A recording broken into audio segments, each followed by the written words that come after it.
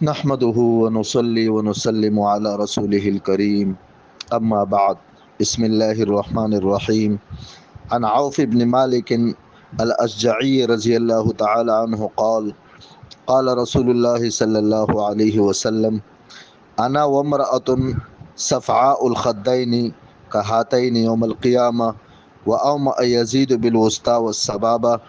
امرأة آمت من زوجها ذات منصب وجمال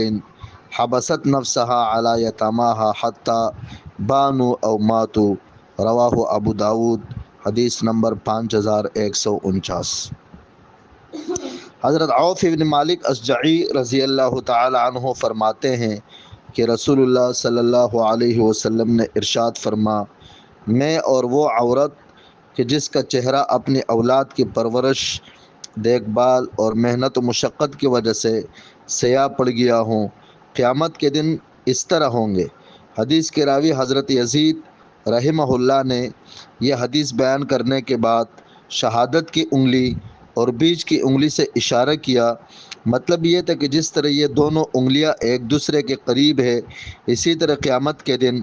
آپ علیہ الصلاۃ والسلام اور وہ عورت قریب ہوں گے۔ رسول اللہ صلی اللہ علیہ وسلم نے سیاہ چہرہ والی عورت کی تشریح کرتے ہوئے ارشاد فرما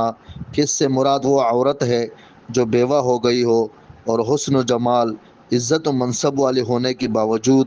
اپنے یتیم بچوں کی پرورش کی خاطر دوسرا نکاح نہ کرے، یہاں تک کہ وہ بچے بالغ ہونے کی وجہ سے اپنے ماں کے محتاج نہ رہے یا انہیں موت آ جائے۔ میرے عزیز دوستو، بھائیو، اس حدیث کے اندر آپ علیہ الصلاۃ والسلام نے یتیم بچوں کی کفالت اور پرورش کی وجہ سے وہ عورت جو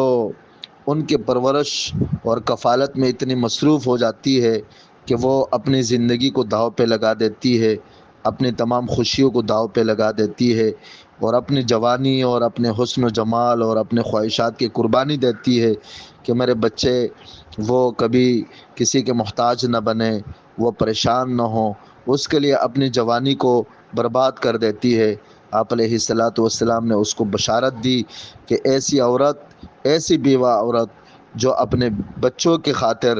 دوسرا نکاح نہیں کرتی اور ان کے لیے اپنی جوانی کو برباد کر دیتی ہے، آپ نے فرمایا قیامت کے دن وہ میرے ساتھ ایسی ہوگی۔ آپ نے دو انگلیوں سے اشارہ فرما،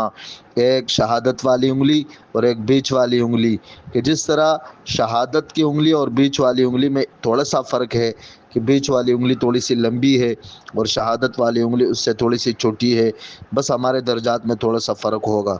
میرے عزیز دوستو،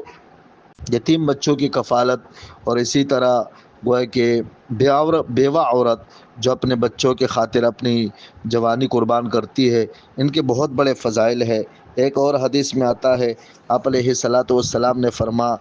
کہ